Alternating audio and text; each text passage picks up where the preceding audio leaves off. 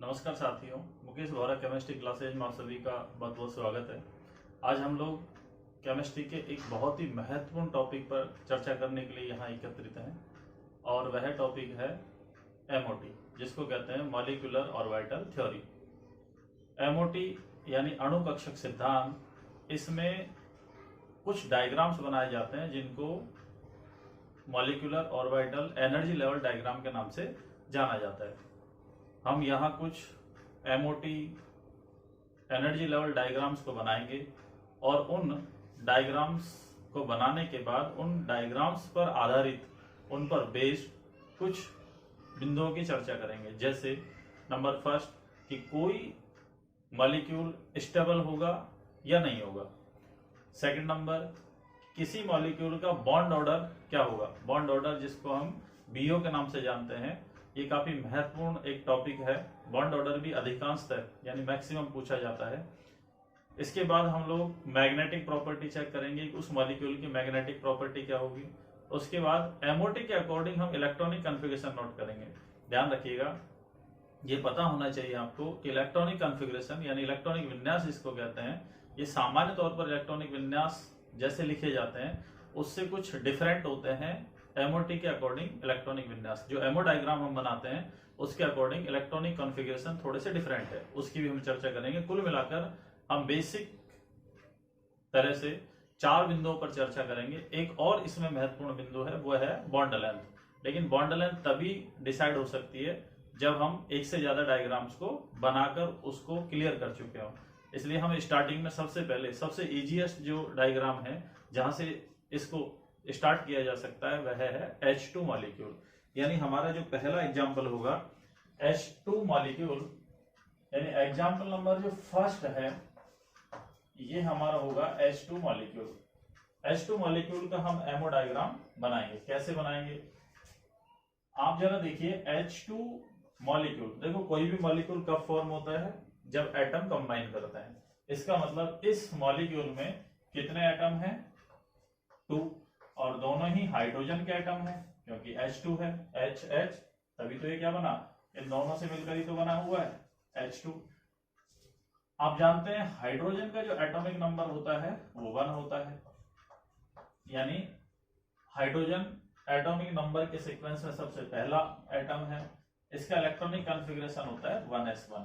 इसी तरह से अगर इस वाले हाइड्रोजन एटम का इलेक्ट्रॉनिक कॉन्फ़िगरेशन ये है तो इस वाले हाइड्रोजन का इलेक्ट्रॉनिक कॉन्फ़िगरेशन भी यही होगा। इस H2 मॉलिक्यूल को हम लोग एमओ डायग्राम से कैसे क्लियर करेंगे, तो उसके लिए कुछ डायग्राम्स होते हैं जिनको एमओ डायग्राम या एनर्जी लेवल डायग्राम के नाम से जाना जाता है। वो मैं यहाँ H2 मॉलिक्यूल के लिए बना रहा हूँ। आप जरा ध्यान से देखिएगा कि किस तरह से एमओ डायग्राम बनाए जाते हैं। देखिए, जब एमओ डायग्राम हम बनाते हैं तो एमओ डायग्राम यानी एमओटी कंसेप्ट ये कहता है कि जितने एटॉमिक ऑर्बिटल कंबाइन होते हैं उतने ही मॉलिक्यूलर ऑर्बिटल यानी एमओ बनते हैं। कैसे, जरा देखो।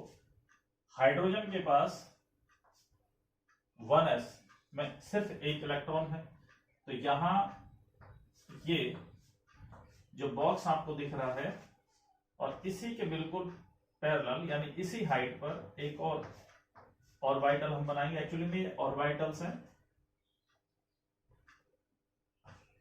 ये AO यानी एटॉमिक ऑर्बिटल है, ये भी AO यानी एटॉमिक ऑर्बिटल है। इन 2 एटॉमिक ऑर्बिटल के कंबाइन होने से 2 मॉलिक्यूलर ऑर्बिटल फॉर्म होंगे। इस तरह से एक ये होगा और एक बिल्कुल इसके नीचे यहां। इन दोनों में क्या डिफरेंस है जरा वो भी देखिएगा। इनमें से जो नीचे बनता है ये, यानी इन AO के लेवल से नीचे बनता है। एक्चुअली में यहां एनर्जी का लेवल होता है E। इन AO से कम एनर्जी वाला जो होता है ये, इसको बोलते हैं बॉन्डिंग मॉलिक्यूलर ऑर्बिटल, इसको बोलते हैं BMO। इन एटॉमिक ऑर्बिटल से ज्यादा एनर्जी वाला जो मॉलिक्यूलर ऑर्बिटल होता है उसको हम लोग बोलते हैं ABMO यानी एंटी बॉन्डिंग मॉलिक्यूलर ऑर्बिटल। विपरीत बंधी आणविक कक्षक, ये है बॉन्डिंग मॉलिक्यूलर ऑर्बिटल, इसको हम कहते हैं बंधी आणविक कक्षक। यानी ये हो गया हमारे पास कौन, एमओ। ये इस डायरेक्शन में जितने भी बने हुए हैं ये एमओ है, एमओ में ये बीएमओ है, ये भी एमओ है, पर ये ए बी है, ये भी एमओ है, पर ये ए बी एमओ है। आप जानते हैं हाइड्रोजन के केस में यहाँ अगर हाइड्रोजन एटम हो तो हाइड्रोजन के केस में यहाँ 1s के पास एक इलेक्ट्रॉन होता है, तो हमने उसको यहाँ फिल कर दिया। ऐसे ही यहाँ हाइड्रोजन, क्योंकि H2 मॉलिक्यूल में कितने हाइड्रोजन हमारे पास, 2, तो एक हाइड्रोजन ये हो गया, तो उसके पास 1s में 1 इलेक्ट्रॉन होगा जो हमने इस एटॉमिक ऑर्बिटल में फिल कर दिया है। ऐसे ही सेम इस वाले हाइड्रोजन के पास भी एक इलेक्ट्रॉन होगा, वो भी 1s में होगा, उसको हम यहां फिल कर दें। कंसेप्ट ये कहता है कि इन दोनों एटॉमिक ऑर्बिटल्स में जितने इलेक्ट्रॉन्स हैं वो एमओ में फिल हो जाते हैं। तो यहाँ आपको पता है एक एमओ में हम लोग कितना इलेक्ट्रॉन फिल कर सकते हैं, मैक्सिमम 2, इस तरह से। तो एक इलेक्ट्रॉन ये और दूसरा इलेक्ट्रॉन ये, दोनों इस एमओ में आ गए हैं, एमओ में भी बीएमओ में आए हैं, यानी बॉन्डिंग वाले में। इसको हम लोग नोट करते हैं सिग्मा 1s, और ये जो बनता है इसको हम लोग बोलते हैं सिग्मा स्टार 1s। एक्चुअली में जो एंटी बॉन्डिंग वाला होता है उसको हम स्टार से डिनोट करते हैं। तो ये जो डायग्राम आपको दिख रहा है ये H2 मॉलिक्यूल का एमओटी के अकॉर्डिंग एनर्जी लेवल डायग्राम बोला जाता है इसको। अब इस डायग्राम के बिहाव पर हम लोग इस H2 मॉलिक्यूल की कुछ प्रॉपर्टियों को डिस्कस करेंगे। नंबर फर्स्ट, जो पहला प्रॉपर्टी है कि भाई कोई मॉलिक्यूल स्टेबल होगा कि नहीं होगा। अगर बात इसी की कर लें H2 मॉलिक्यूल की, तो ये स्टेबल होगा कि नहीं होगा, उसके लिए हमको कुछ वैल्यूज इस डायग्राम से चेक करनी होती है। क्या क्या वैल्यूज, देखिए यहाँ जो नीचे ऑर्बिटल बना हुआ है जिसको मॉलिक्यूलर ऑर्बिटल नाम दिया है, मॉलिक्यूलर ऑर्बिटल में भी ये बॉन्डिंग मॉलिक्यूलर ऑर्बिटल है। यानी एमओ दो तरह के होते हैं, एक बॉन्डिंग मॉलिक्यूलर ऑर्बिटल और दूसरे एंटी बॉन्डिंग वाले। तो बॉन्डिंग मॉलिक्यूलर ऑर्बिटल में जो नंबर ऑफ इलेक्ट्रॉन्स होते हैं उनको हम लोग एनबी से नोट करते हैं। तो आप देख रहे हैं यहाँ पर एनबी का वैल्यू कितना हुआ, 2। सेम ऐसे ही ये जो एंटी बॉन्डिंग वाला है इसमें नंबर ऑफ इलेक्ट्रॉन्स जो होते हैं उसको हम Na से डिनोट करते हैं, और Na का वैल्यू क्या हुआ, 0। इट मीन्स इन दोनों के अकॉर्डिंग अगर हम देखें तो NB is greater than Na होगा, यानी इस तरह से। और इस केस में जब NB की वैल्यू Na से ज्यादा हो तो वो जो मॉलिक्यूल होता है ना वो स्टेबल होता है। कैसा होता है, स्टेबल। आगे देखिएगा नंबर सेकंड जो प्रॉपर्टी हम चेक करते हैं वो चेक करते हैं बीओ का मीनिंग होता है बॉन्ड ऑर्डर। बॉन्ड ऑर्डर आपको ये बताता है कि जो मॉलिक्यूल है उसके अंदर जो 2 एटम है, 2 हों या इससे ज्यादा हो, मोस्टली तो हम यहाँ डाई एटॉमिक की ही बात करेंगे, तो उनके बीच में नंबर ऑफ बॉन्ड्स कितने हैं। तो बीओ के लिए क्या फॉर्मूला होता है, बीओ, इसके लिए हमारे पास एक फॉर्मूला होता है और वो क्या है, BO is equal to 1/2 NB minus Na। इस तरह से इज इक्वल टू के नीचे इज इक्वल टू रखो, 1/2 का 1/2। NB का वैल्यू आप यहां से देख सकते हैं जो यहाँ नोट किया हुआ है, कितना, 2। Na का वैल्यू कितना, 0। सॉल्व करोगे तो आंसर क्या आया, 1। ये क्या बता रहा है, इसका मतलब H2 मॉलिक्यूल का बॉन्ड ऑर्डर कितना हुआ, 1। इससे क्लियर है कि H2 मॉलिक्यूल में जो 2 हाइड्रोजन एटम आपस में जुड़े हुए हैं उनके बीच में कौन सा बॉन्ड होगा, सिंगल बॉन्ड। कौन सा बॉन्ड होगा, सिंगल। ये सेकंड प्रॉपर्टी हो गई। थर्ड प्रॉपर्टी की अगर हम बात करें तो थर्ड प्रॉपर्टी है मैग्नेटिक नेचर, कि भाई चुंबकीय प्रकृति क्या होगी, यानी मैग्नेटिक नेचर क्या होगी। तो मैग्नेटिक नेचर को डिसाइड करने का एक तरीका है कि जितने भी एमओ बने हुए हैं, एमओ में आप बीएमओ और एबीएमओ दोनों को शामिल करेंगे। इसमें आपको देखना है कि नंबर ऑफ इलेक्ट्रॉन्स पेयर्ड है कि अनपेयर्ड है। अगर नंबर ऑफ इलेक्ट्रॉन्स पेयर्ड है, अगर पेयर्ड्स हैं, नंबर ऑफ इलेक्ट्रॉन्स पेयर्ड हैं, तो ऐसे केस में वो डायामैग्नेटिक होता है, और अगर अनपेयर्ड है तो वो पैरामैग्नेटिक होता है।